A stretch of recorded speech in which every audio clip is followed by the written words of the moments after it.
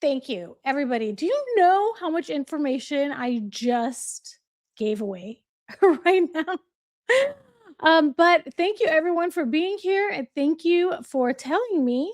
Um, Still muted? No, it should be okay now. Okay, great. Okay, everyone. So I want to be posting things as the Reiner information keeps coming out. And I wanted to do it on a daily basis. So keep sticking around watching for videos that come out on this channel because I'm going to try to cover it on a daily basis. And I saw two headlines that really caught my eye. So I want to talk about these latest updates in the Reiner family tragedy. But before we begin, this is Revealing the Crime. On this channel, we talk about true crime, manipulation tactics, and the psychology behind criminal behavior, especially cluster B traits. Viewer discretion is advised, as most of the topics, if not all of the topics that we talk here, are disturbing. And I also want to say that we are not here to diagnose anybody. I am not a mental health professional. So, and I think that's important to say today because one of the articles that did come out today is specifically about mental health and mental health diagnoses. Hi, Demeow and Angela. Hi, Ivy of House Spark. Thank you, everyone. Hi, Pinky's Tea Party. This is my second live today. Oh my goodness, things just keep happening on both fronts. So, meaning the Harry and Meghan front, and I know that the things are going to be unfolding very quickly in the Reiner family tragedy. So let me get set up with the articles I want to show you. Um, I don't know which one to start with first. There's a lot, everybody. Let me find the one that really got me on this, and it has to do with a potential diagnosis. Why can't I find it? Let me see here.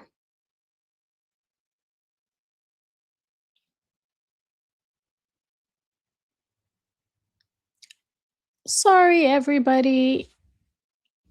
I will find it.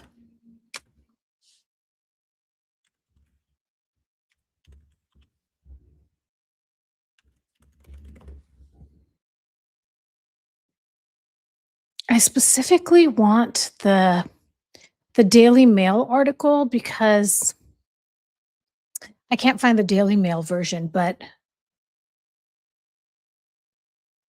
let's do the New York Post version. So let me share my screen, everybody. And let's share it, and then let me adjust this. Well, we can leave it like that. Okay. And you know what? Sorry, everybody, but I'm gonna undo the comments temporarily because so that we can see the rest of the screen. So apologies that I had to remove the comments from the section. Okay, so the first article I wanted to talk about is titled Nick Reiner was diagnosed with schizophrenia. New meds made him out of his head before parents' murders. And this is coming from sources. It was published just a short couple hours ago. It begins and it says Nick Reiner was schizophrenic and his new medication was making him out of his head. In the weeks before he allegedly, I'm not going to say that word because I'm not sure if it'll get flagged, his dad, Hollywood legend Rob Reiner, and his mom, Michelle, according to report. The iconic director's troubled middle child, 32, was being treated by a psychiatrist for his condition, but in the month before the murders, his behavior became alarming as doctors switched his medication. That's scary because we always hear about these medications for mental health and how many side effects that they have, and the balance of neurotransmitters in our brain is so important that a little dip here and a little elevation there is enough to make significant behavioral and thought process changes. Okay, the article then says, oh no. The article then says about 3 to 4 weeks before Rob Reiner and his wife were found stabbed to death in their Brentwood mansion, his prescription was altered, making him erratic and dangerous, the sources said. Doctors were trying to adjust his medication to balance him out, but the adjustment reportedly was not working, and combined with his substance abuse, actually made things worse. Wow, tough situation. Once his medication was changed, Nick was out of his mind, a source told TMZ. And then the article ends with he had been receiving treatment at a ritzy Los Angeles mental health and substance abuse facility favored by the rich and powerful that charges an eye popping $70,000 a month, according to the outlet. This this is incredibly, it makes me very, very sad to hear about um, all of all of this put together. Like I keep calling it the Reiner family tragedy, and I really think it is a tragedy. It's so many crises put together, and a horrific outcome has been a result. Ivy of House Park says, sounds like the neighbor I've had. He didn't take his meds after a while. So frightening. Yeah, it sounds very frightening. And, it's not like the family wasn't trying to help and to try to get him the correct medication. And, you know, as much attention and treatment you might receive, we have biological responses, and you can't really predict what happens sometimes. Wow. 70,000 per month. Yeah. How many so just to put it into perspective, everybody, we just read an article about how much Alan Jackson costs per hour, and he charges $2,000 per hour. So a week worth of Alan Jackson working full time, 40 hours a week, is $80,000. So, um, yeah, it's a lot of money in treatment. It's a lot of money in, when he was in treatment, and it's a lot of money with his defense. Wow. Wow. So let's see, is there another article? I think that pretty much summarizes it. And what I'm going to do is I'm going to get rid of this search term really quick and see if we can look at the most recent articles that have come out just in the last couple of minutes or so. Oh, and there's quite a bit. Um, let's see. Let's read this one. Why Nick Reiner will likely plead not guilty to parents Rob and Michelle's murders. Hi, Tamara. Yeah, they do. They do, Tamara. I agree. Hi, TMTB. Yeah, the violent personality took over fast. He was dangerous, then kicked the door. And I'm sorry to hear that, Ivy of House Park. Demia, we've heard not exactly who was going to be paying the lawyers, but that the family collectively, because they want him to be not in a prison or a jail, but to be in a mental health facility for the rest of his life, or whatever the sentence is. That's what I remember reading yesterday or the day before yesterday. Okay, so let's see what this says. It says, sorry. Okay, Nick Reiner is reportedly expected to plead not guilty. The 32-year-old will likely claim insanity, TMZ reported Friday, noting that Nick struggles with schizophrenia. Schizophrenia is a chronic brain disorder characterized by delusions, hallucinations, disorganized speech, trouble with thinking, and lack of motivation, according to the American Psychiatric Association. Yeah, Nick was reportedly diagnosed before his parents' death, and the medications he was taking were allegedly making him act erratic and dangerous. Sources told TMZ that Nick was under the care of a psychiatrist for mental illness, claiming that his behavior had become alarming in the weeks leading up to the killings. About a month ago, doctors reportedly changed his meds, at which point he became out of his head, and that's in quotation marks. So someone, if you look at this text, someone spoke those actual words. They were reportedly in the process of adjusting his medication to stabilize him when tragedy struck. Yeah, it is terribly sad. I agree, TMTB. Yeah. Yeah, I agree. And I mean, this is all breaking news because we're hearing, for a second, I had to do a double check because it said TMZ reported Friday that he's probably going to use insanity as a defense. And I don't know why I thought it was Monday. I was like, oh, so we're only hearing about this 2 or 3 days later. But this is happening right now. This is the reporting as it's coming out. This is all the breaking news. So I'm interested. Let's look up schizophrenia and yeah, let's talk about what it is exactly. And I want to find a good website. How do you guys feel about the Mayo Clinic? TMTB says an insanity defense is different if it is caused by meds.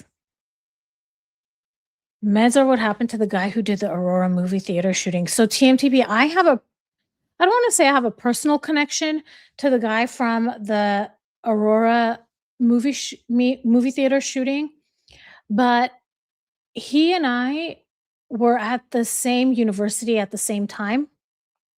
I was a grad student, he was an undergrad, and he actually, when he went to Colorado, no worries, Kat. Thanks for being here. He actually went to Colorado as a graduate student in um, similar to what I was doing, biological research. He failed his oral qualifying exam, if I'm not mistaken. And the oral qualifying exam is in the second year. And if you fail it, they can kick you out of school. It's incredibly difficult because you're standing in front of your committee, which is usually five or more professors, and they are basically grilling you. The qualifying exam is you basically putting out your research plans, what you plan on doing, how you plan on achieving your results, what is the background, and what's your hypothesis. You have to present data that's already been done. And like I was saying, this is usually about the second year of graduate school. So you've already been collecting data and doing experiments to justify what you're going to present. And if I'm not mistaken, the man from Aurora who did that movie theater, and I don't want to say that word because it might get flagged. Um, he he failed his oral qualifying exam because I remember thinking that and thinking, wow, like I know what the process is like. I know that it's stressful, and I'm not giving an excuse at all. It's just where he was in life when he did that was something that I also had recently gone through in that I had completed my oral qualifying exams as well. TMTB says there are different types of schizophrenia. A recent study by Johns Hopkins found 50% of schizophrenia diagnoses are incorrect and misdiagnosed. Wow, that is scary to hear. That is scary to hear. Um, okay, so how do you all feel about the Mayo Clinic? Is it trustworthy? I think it should be, right?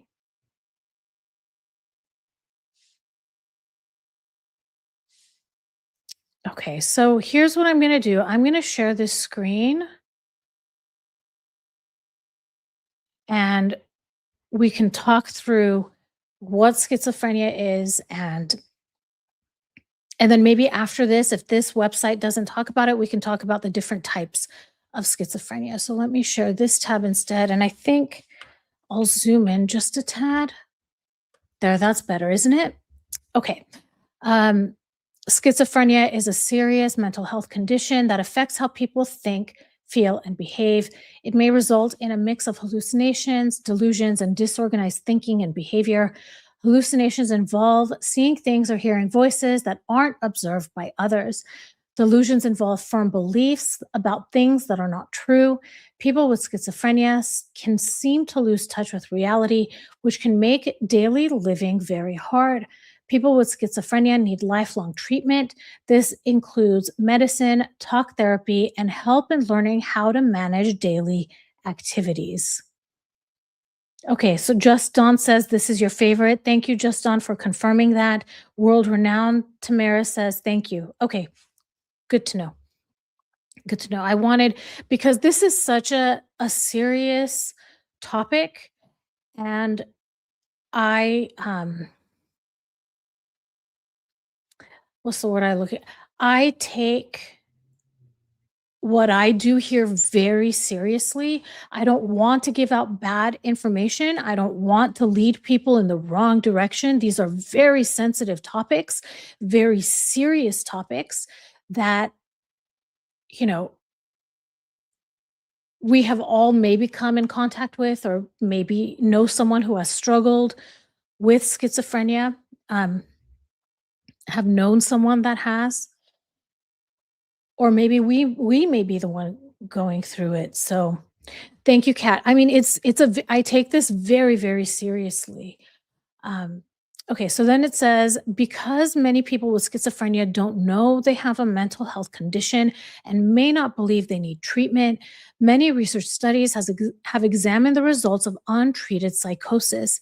People who have psychosis that is not treated often have more severe symptoms, more stays in a hospital, poorer thinking and processing skills and social outcomes, injuries, and even death. On the other hand, early treatment often helps control symptoms before serious complications arise, making the long-term outlook better.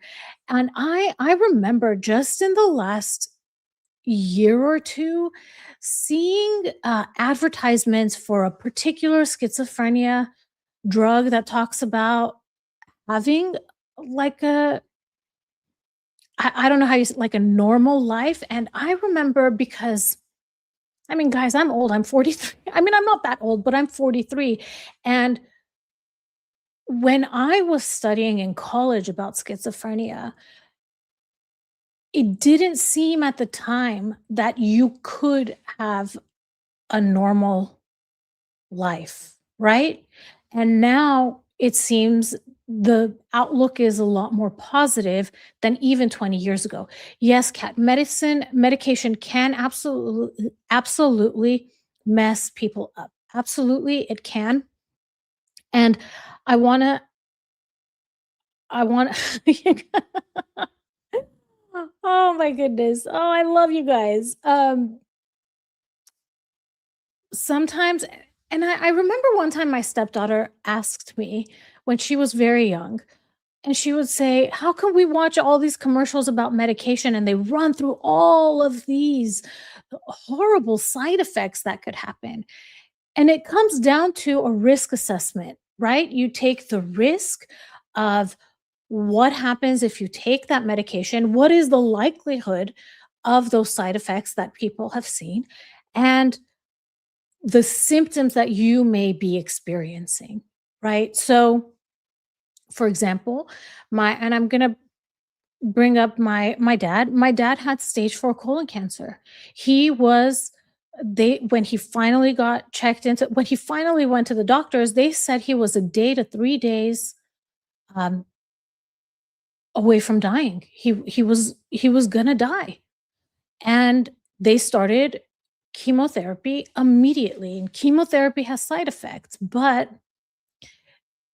he was ultimately facing death or chemotherapy side effects, right? So I think it's important that medicine has come a long way. Personalized care has come a long way. And I might be biased because I'm a scientist by training, and I've I've worked on medications that have hit the market that have had amazing impact, positive impact on people's lives. Um, it's true, Kat, the doctors add and add and add, and I mean, I don't know what to say about that.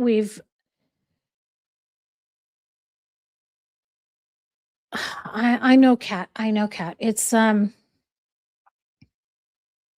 so Kat says, what works for what? It gets to a point when you take opioids to come down from the SSRIs. I don't know about the opioids and SSRIs. I don't know about that, but I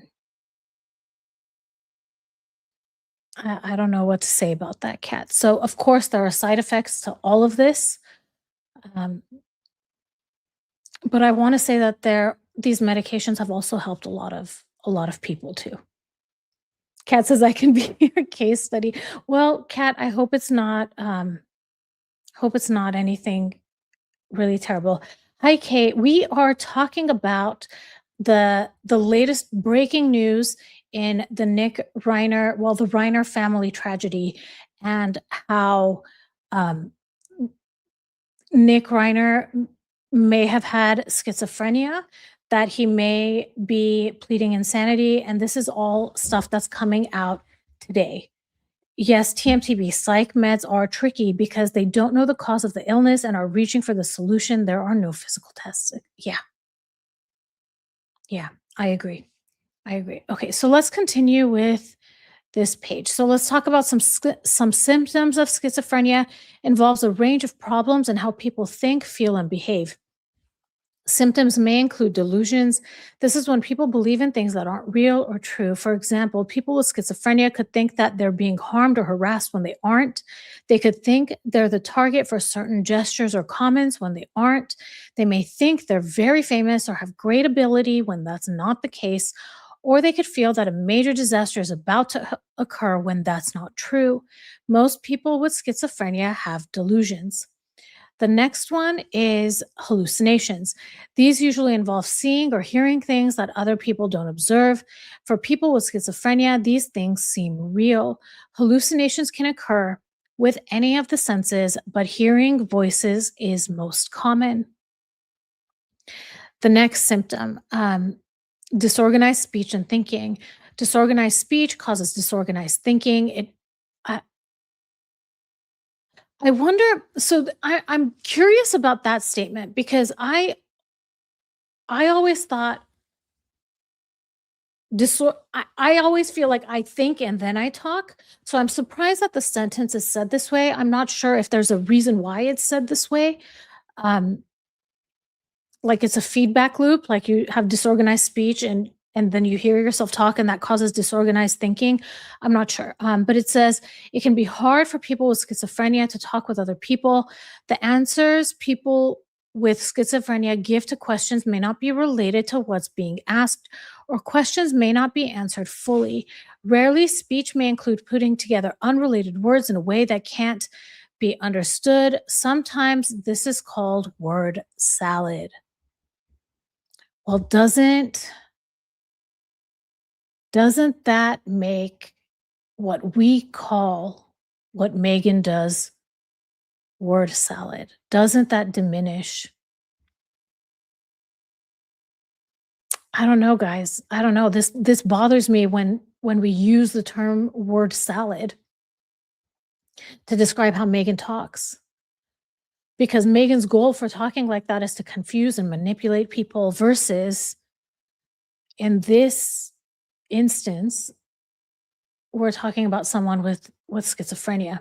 So I just something for all of us to brainstorm and think about. this word salad. I wish we could come up with a different term to describe what Megan and Harry does it too, what Megan and Harry do, and a lot of other people also speak in this way. Okay, the next symptom, extremely disorganized or unusual motor behavior. This may show in several ways, from childlike silliness to being agitated for no reason. Behavior isn't focused on a goal, so it's hard to do tasks. People with schizophrenia may not want to follow instructions. They may move in ways that are not typical or not appropriate to the social setting, or they may not move much or respond at all.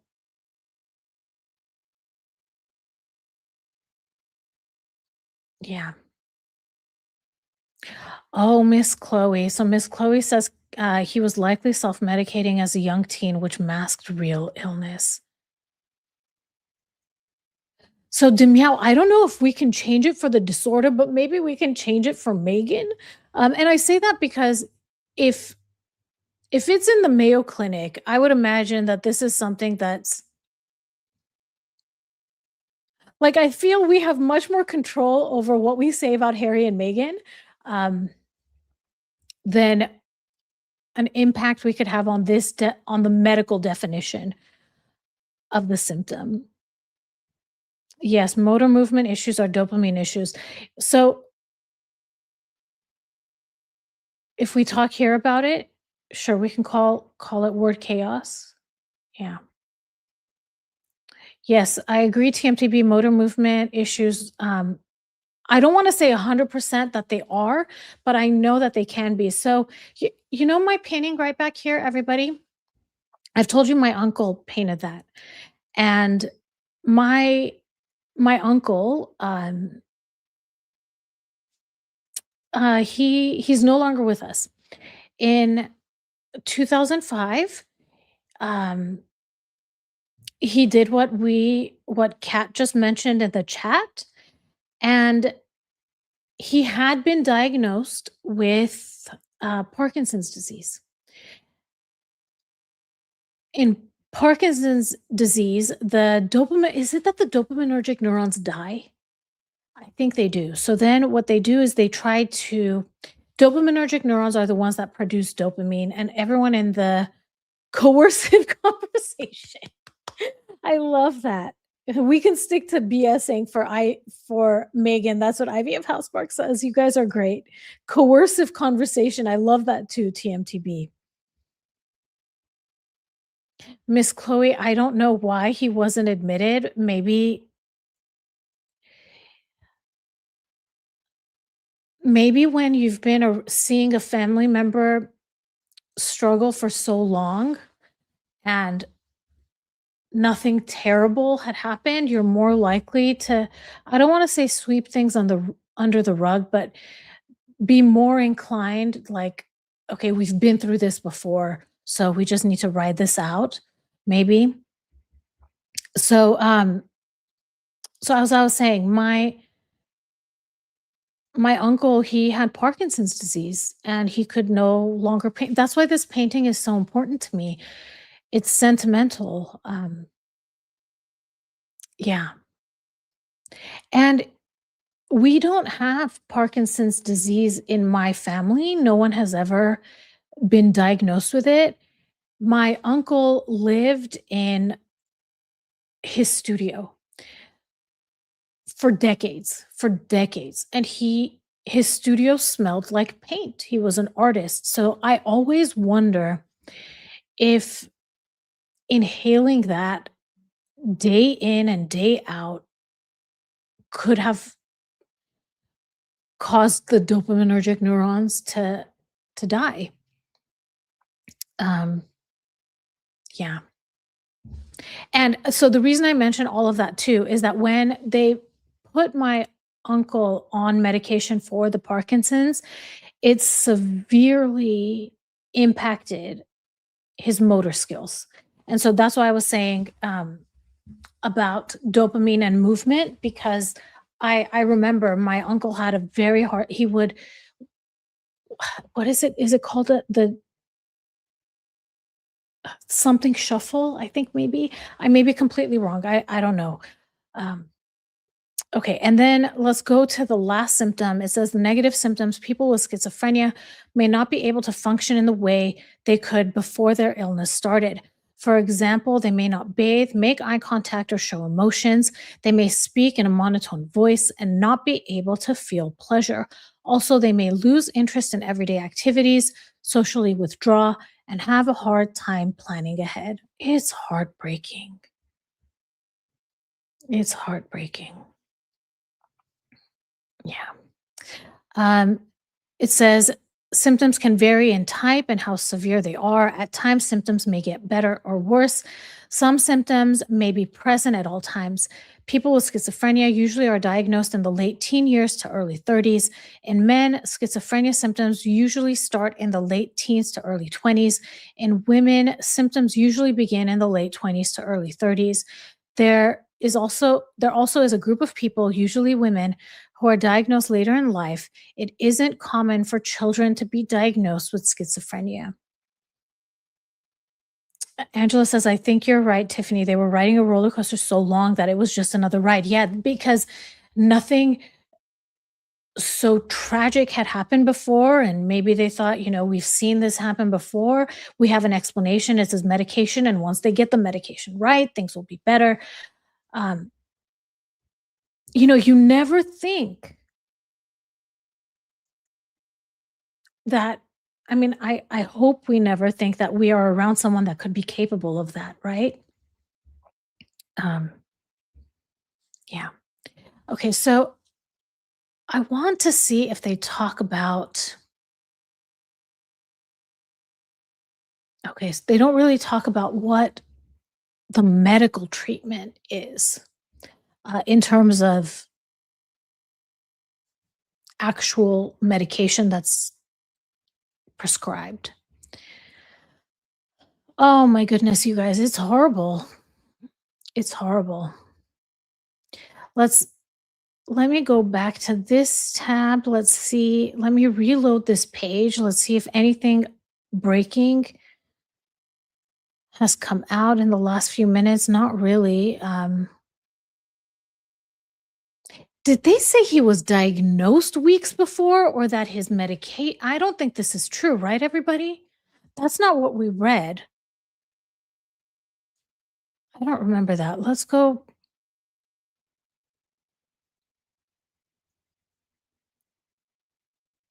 Which was the article that we were originally reading? Let's go back one more. We were reading this one.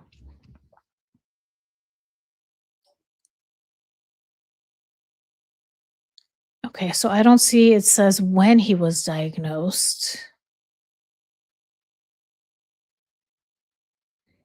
They said 3 to 4 weeks his prescription was altered, but we don't know when he was diagnosed. So that article that we just saw the headline for, I don't think that's true. Yeah, I think this might be a mistake. Yeah, I don't think it's true that he was diagnosed weeks before. I think his medication was changed weeks before. And that's why we always need to be careful where we get our news from and to verify what we're seeing. Yeah, Demiao says, wonder if kids are harder to diagnose because they would think the kid has a vivid imagination. Yeah, that is a newer one, 14 minutes old. Yeah, yeah, that was a newer one, but I don't recognize the publisher of that story. And I think it's a lot safer for us to say the medication was changed because we know the medication was changed, whether or not he was diagnosed before or after that. I I feel he was probably diagnosed a long time before that, but I'm not sure. Um, I'm not sure, Demiao. I'm not sure. And I imagine this might be stuff that will not become, um, when people ask for privacy, this is the type of thing they want privacy from. Like, this is the type of thing so I always feel weird talking about this stuff. But I also think it's important there's a balance between bringing awareness to serious conditions and also respecting people's privacy. So I don't know that we would get all the details about when he was diagnosed, when the medication changed, what medication it was. Yeah. There was another article that I wanted to show you all, and this one was also just released. So let me share this one with you. Okay, this one is titled "Why Conan O'Brien Stopped Party Guests Calling 911 on Nick Reiner." Insiders reveal disturbing new details of final hours before the murders. It says Conan O'Brien stopped a friend from calling 911 during an explosive fight between Rob and Nick Reiner at the comedian's Christmas party just hours before the director's son allegedly, I'm not going to read that. Multiple attendees have reported witnessing them having a heated argument with a 32-year-old.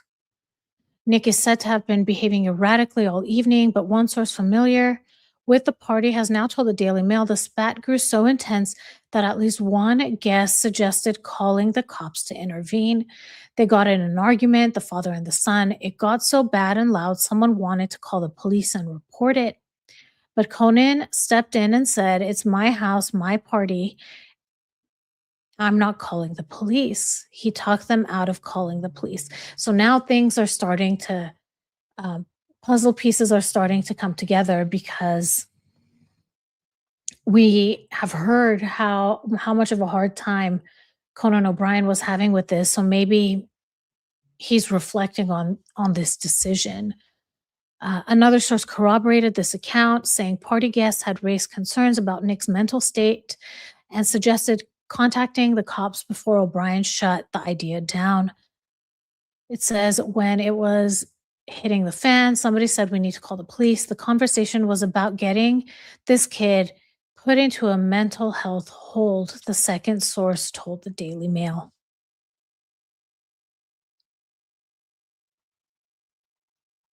Yeah, Conan O'Brien stepped in and said, "No, I don't want the police at my house. It makes sense. Who wants the cops showing up, creating a scene?" the insider said. But the argument between Rob and Nick was pretty intense. Yeah. Um, so someone said this, and that's something for us to reflect on.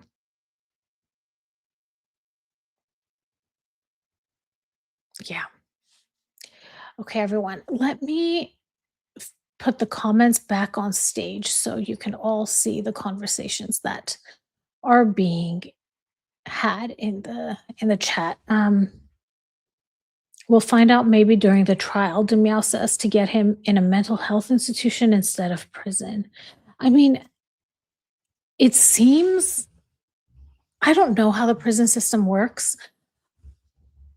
I don't know if you have a diagnosis like this, is there a preference for where someone is housed? I don't know. I don't know. Tamara says there are so many rumors and variations of events surrounding this. Exactly, Tamara. I mean, imagine when you play telephone with someone, right? The message starts out in one way.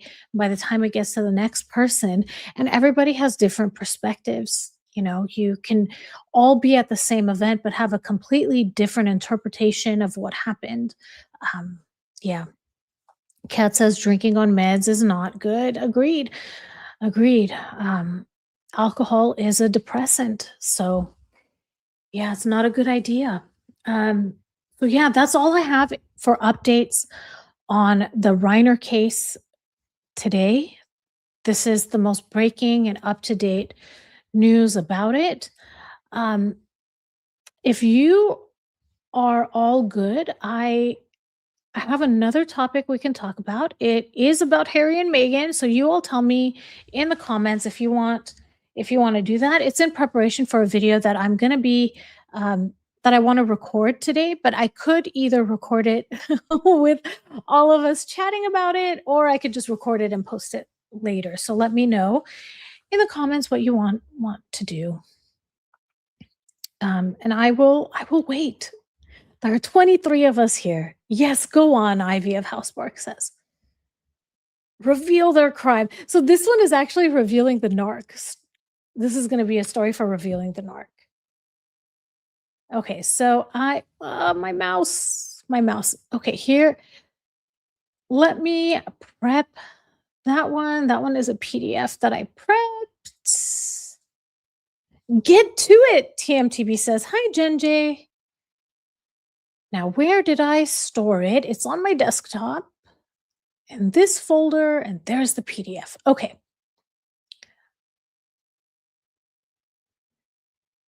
H&M incoming. Yes, everybody brace yourselves. Brace yourselves because we will close out this video with this next topic. And I think this is a very important topic, actually. So what I want to do, I want to make myself, no, actually, this is pretty good because you can see the comments, but you can see the PDF at the same time, right? Okay. And you know what? Maybe I should bring this screen here. So I'm going to bring this here so I can better control it. And I can also see your comments. So my apologies that I'm not going to be looking directly at the camera. I'm looking down here. So I read an article. Well, I read the title of an article. And I immediately thought this is something that we need to talk about on this channel. And what I'm going to do is we'll go through the series of articles that I want to talk about that tell the story. But when I do release it on revealing the narc, I am going to close out the video explaining the behavior that we are going to talk about here, and also giving tips on how to mediate it if you are living it in your own life. The topic at hand is about when you're dealing with someone that no matter what you do, you're never going to win. The odds are stacked against you. The goalpost keeps moving. And actually, the purpose is for you to lose. There have been many times in my life that I have felt that I'm in situations like that. And it used to be that I would just keep trying. I would just keep trying. I would just keep trying. And now, after the last couple of years, I recognize when I am in these situations that I am being set up to fail. And when I recognize it, I step away from it because I don't want to keep trying to prove myself, my worth, my value, my loyalty to someone when they want to believe the opposite anyways, right? So I think it's important for us to recognize it. And when I saw this article, that is exactly what I thought about. And this article is titled Exclusive Meghan Markle Slaps Impossible Reunion Rules on Sick Father That Will Effectively Kill Any Reconciliation. This was published just yesterday. And what I want to show you also is that this is this is a pattern of behavior because we have heard Meghan doing this exact thing to her relationship with the UK. And I'm going to show you all of that. All right. So the article begins. It says Meghan Markle has slapped impossibly strict conditions on any meeting with her stricken father, Thomas Markle, after he was rushed to the hospital in the Philippines, which sources tell Radar Online have been deliberately engineered on her part to prevent any chance of a face-to-face reconciliation. The estrangement between Meghan and her former lighting director dad has lasted since 2018 when she married Prince Harry and followed revelations that Thomas had staged paparazzi photographs in the lead up to the wedding. Now, there is a lot of speculation on who really staged those photographs. Okay, so sometimes people set you up to fail and then blame you when you fall into the trap. This is something that I want to do a video about. Let me know in the comments if you would be interested in me digging into a little bit how this setup happened. Tom Bauer, in his book Revenge, talked, I think, about it. And I think Lady Colin Campbell, in her book Harry and Meghan, mentioned um, the backstory to this setup as well. And I may be wrong. This is just from memory. It may not be in either book. I just remember reading about it. The article says they claim Meghan is saying if there is to be a reunion with her dad, he will have to travel to her. Something of a practical impossibility now. He is 81 and has only one leg. What the actual, I'm not going to say the word. Can you believe this cruel and evil woman? I just it makes you speechless, right? And I mean, granted, I was prepping to record this. I read all of this, and reading it out loud just makes me, oh my gosh, it's so cruel. It's so cruel. Let's continue. It says she has also said she will need written assurances and a promise he will never talk about it, which is also a huge ask of any parent and an insult. These two conditions mean she is very unlikely to ever meet her dad again, which sadly is what she wants. Her conditions, and this is it, her conditions are just an excuse engineered so it never happens. So she wants a document saying, I will never, that her father says, I will never speak about this. And what happens if the conversation is leaked? What if Thomas Markle Sr. wants to talk to someone about it? He's not allowed to talk about it, to get advice, to get feedback. I just can't with this woman. And exactly what this very last sentence says, her conditions are just an excuse engineered so it never happens. And I'm going to show you a pattern of Meghan doing this in the last year and a half. Like, this has happened multiple times. The article continues. It says the insider added Megan's husband will be behind her 100%, whatever she chooses to do in regards to her sick dad. Really, what else was Megan going to do? Argue with her? I mean, what else was Harry going to do? Argue with her? No, no, Megan. I mean, Harry is not the type to argue with her. Uh, the article continues. It says Harry will back his wife in whatever decision she makes regarding her father.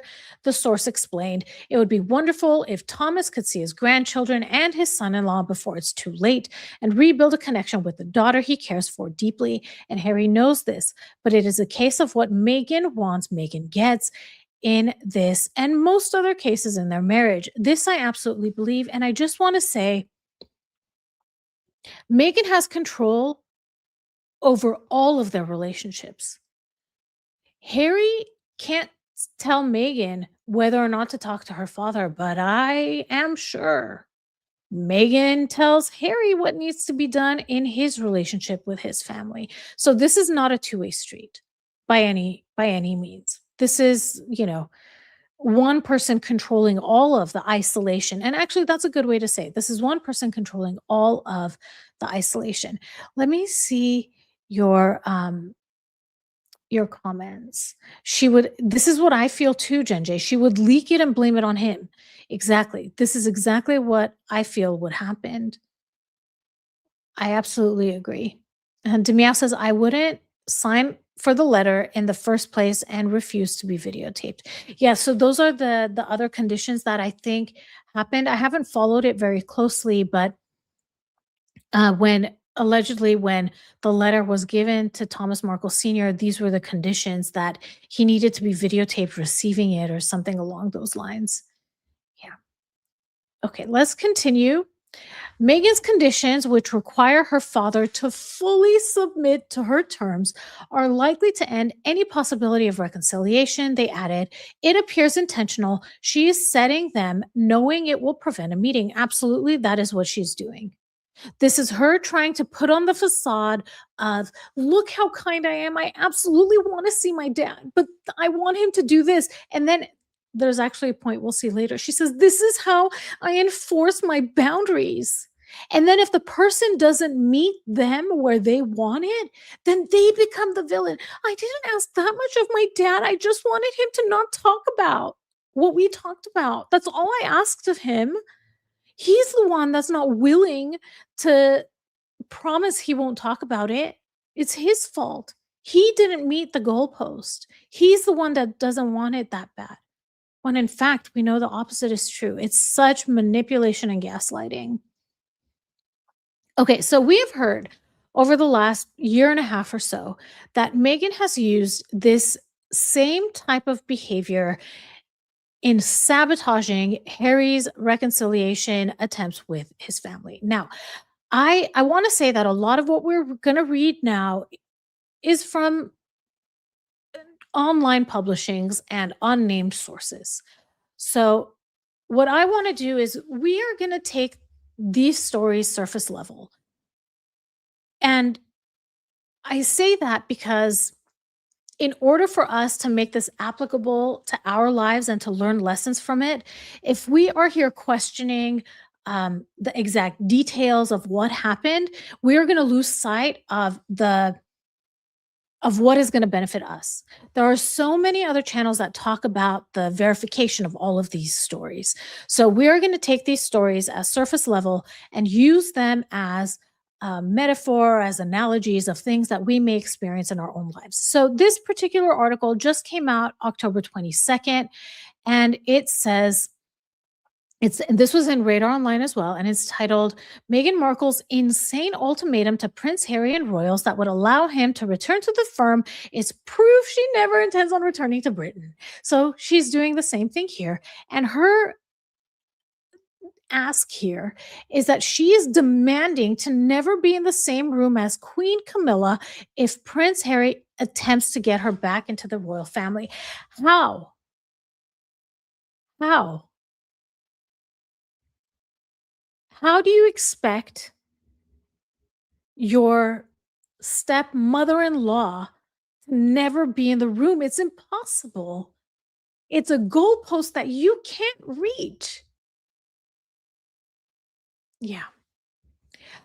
So then it says, insiders tell Radar Online the Duchess has cooked up the condition to effectively end any chance of her returning to the royal fold to Britain, as she hates the idea of returning to the firm.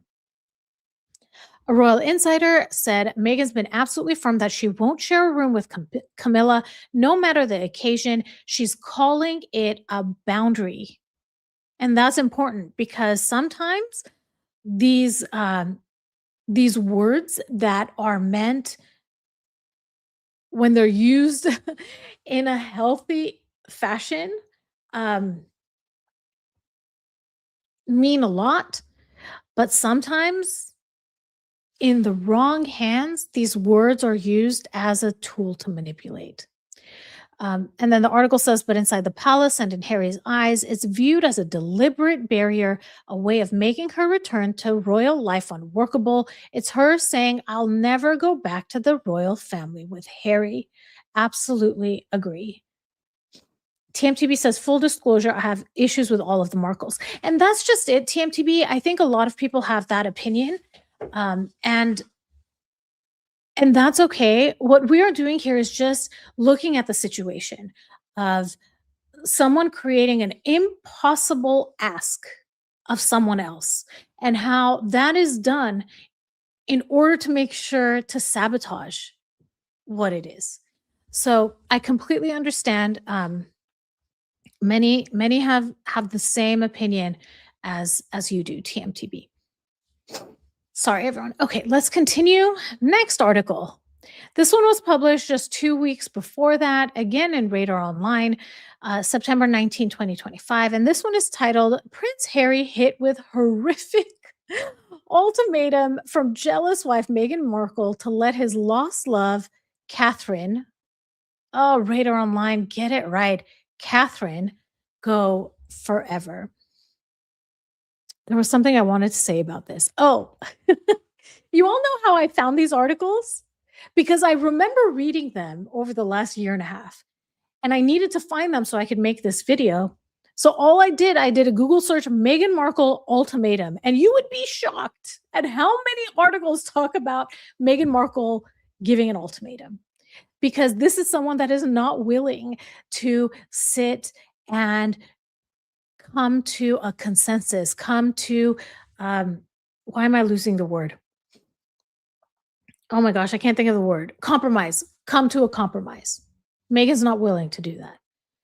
And in this particular article, it says Prince Harry has been dealt what friends describe as a horrific ultimatum from his wife, who has told him he must finally let go of his bond with Catherine, the sister in law he once considered his closest confidant. As RadarOnline.com has reported, the 40-year-old Duke of Sussex has grown increasingly isolated from his family since stepping back from royal duties in 2020. And that was by design, everybody. We all know that. That was by design. It says Meghan hasn't sugarcoated her demand. She wants Catherine gone from the equation entirely, said one source close to the Sussexes. It'll never happen, Meghan. It'll never happen. You will never, ever erase Catherine. And that's what she's trying to do. She's trying to erase Catherine, and she's trying to erase it in what she can control first. And that's Harry. And I'm hoping Harry doesn't concede with that. The article continues. It says she views Harry's nostalgia for the bond as a danger. And she's insisted he cut ties for good. To her, holding on to Catherine, only makes him appear vulnerable. Now, I just want to say, a couple of days ago, we had a group live stream on the Sidley Twins channel. And one of the topics that was discussed was about whether or not Meghan is really paranoid, or is she faking it in order to get what she wants. In my opinion, and based on what I've seen in malignant narcissists I've had experience with, they really believe everyone is out to get them. She really believes that that bond between Harry and Catherine is a danger. She really believes that. She needs it to be cut. She needs it to be gone because Meghan believes that that is a threat. And let's think about this a little more. Why? Why would Meghan believe that Catherine is a threat? Other than the obvious, okay? Other than she's stunning, she's wonderful, she's gonna be the queen. Meghan has to curtsy to her. People love Catherine. Other than those things, what does she really think Catherine can do? And I'll tell you what I think it is. I think Harry holds high esteem for Catherine. I think if Catherine expressed opinions about toxic relationships, Harry might listen. And that's what I think is the root of this issue. On top of everything else, Catherine could open his eyes. Catherine could show him a path of leaving her. And Catherine has influence, and I think this is what I'm taking from this. Catherine has influence over Harry, and Meghan knows it. Let's see. MTB says they believe other people are like themselves. It's projection. Yep. Jen J says because she wants her out of the way so she and Harry can move up. Yep. He would never be allowed to. Kat says Lisa says Catherine is a threat because she holds a higher title. Kat. Probably he gets locked up at night. Oh my gosh. I don't know why my nose is like itching right now. Before we continue, this morning I had a live stream on revealing the narc. I did a collab with Resting Dollface where we went through the newest video that Harry and Meghan released, the propaganda video, and there were a couple of scenes of employees potentially of Archwell and how they're sitting in like this dark room, brick room. It looks very industrial. So Harry might be getting locked up in those rooms. Allegedly, we're totally joking about this, right? Wink. Okay, let's continue. Megan envies the closeness Harry once shared with Catherine.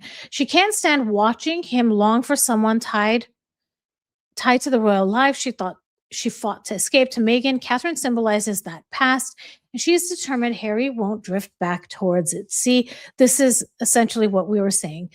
Megan knows Catherine can have influence over Harry, and she cannot let that happen. So that is why Megan believes, one of the reasons Megan believes that Catherine is a danger to her. Next article. This one was November 15, 2024, so a little over a year ago. This one is titled Meghan Markle Issues Deal Breaker That Could End Prince Harry's Dream of a Royal Reunion. Meghan Markle has reportedly said she will only consider reconciling with the royal family if she is included in the peace talks and will not let the firm sideline her. Now, I suspect that this has to do with how it's been reported and how we've heard from Harry himself. I believe we heard from Harry himself that Meghan wasn't there during the Sandringham summit, which was ironing out the details of Harry and Meghan's exit. So I think that is why we're seeing this here. And the article here says Meghan, sure, sure, Jan, as many of you say, Meghan is all for Harry making peace with his family, but she's not going to let them sideline her in the process, the source said. They added, she's been very clear that she's not about to let William or anyone else drive a wedge between her and Harry. This again is exactly what we were saying. She doesn't, when she says drive a wedge, she means influence Harry. So this is why I believe that paranoia, it's true. She really believes people are out to get her. People are out to drive a wedge between her and Harry. Let me know in the comments if you think that as well. TMTB says, I think because Megan moves in on other women's men, she believes all other women are doing the same thing. Yeah, TMTB, I have experience with that. I mean, not. I'm saying in terms of my stepmom.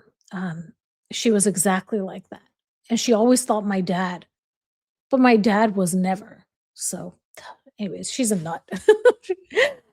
Lisa says the Christmas picture. First, we couldn't see the children's faces. Now we can't see H&M's face. Such a stupid picture. Plus, you can see right through her dress. I just glanced at the picture. I didn't look deeply at it, but man, nothing surprises me anymore with those two. Okay, everyone. I think the next article is the last one. Okay.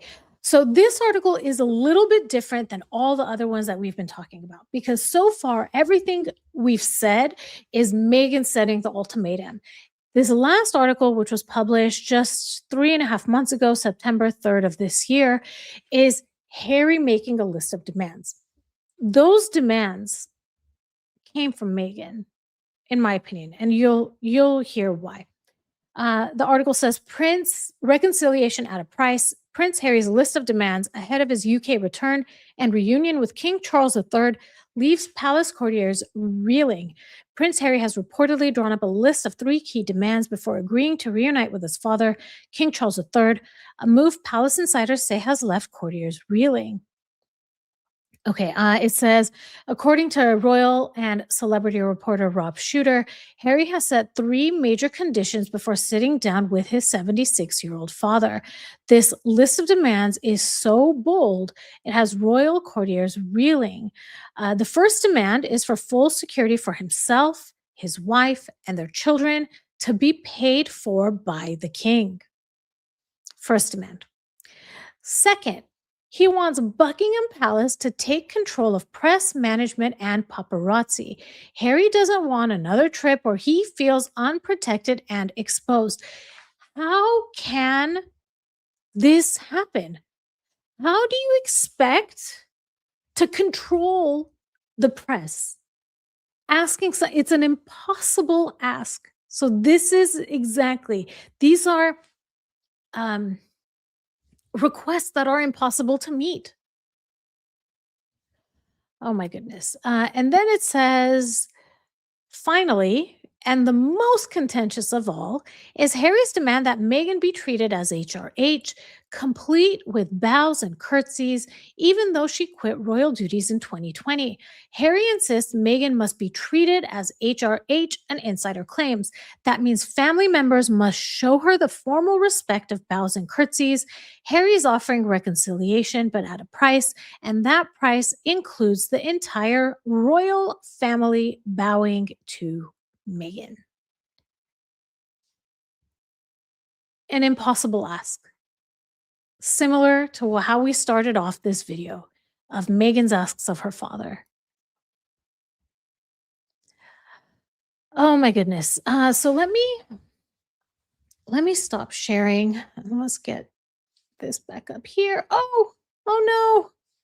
I lost my window, everybody. Oh my goodness, what do I do? Okay, I know what I do. I know what I do. I do this. Okay. Then I do this. I fixed it. Okay. So what happens, everybody, sometimes when I am moving my Google window from screen to screen. Oh no. There we go. Sorry, everybody. Okay. There we go. So sometimes when I'm moving my windows from screen to screen, it doesn't fit perfectly and then the window gets lost. So what I had to do, this is a teleprompter and I don't use it as a teleprompter. It's actually a monitor. I can see your chat over here and then I can see myself over here. And it's easier to make eye contact when you have something to make eye contact with. But anyways, I found the window. So here we are. We're good. Yeah. So what I'm going to do is this portion of the live stream that we just talked about, I will be clipping it out and I will be adding what I mentioned earlier, how to recognize this behavior, why it's done, and tips on how to deal with it. Because how many times have we been in a situation like that where someone asks us something that's impossible? It's impossible. You're designed to, it's set up for you to lose. It's the worst. Yeah, to meow. And H claiming um, he wants the king to pay for his own security. Yeah, exactly. Hi, Just Julia. Welcome. It is done from a position of fear, TMTB says. She's in no position to tell anybody what to do. Yes. Thank you, Jen J. Thank you for saying that. Well, everybody, can you believe I have been live for about 2.5 hours today? It was about a little over an hour this morning and a little over an hour now. So hope you're not sick of me. I really enjoy the lives though, because I get to chat with all of you and um, yeah, so thank you everyone for being here, for joining me on this very last second live stream.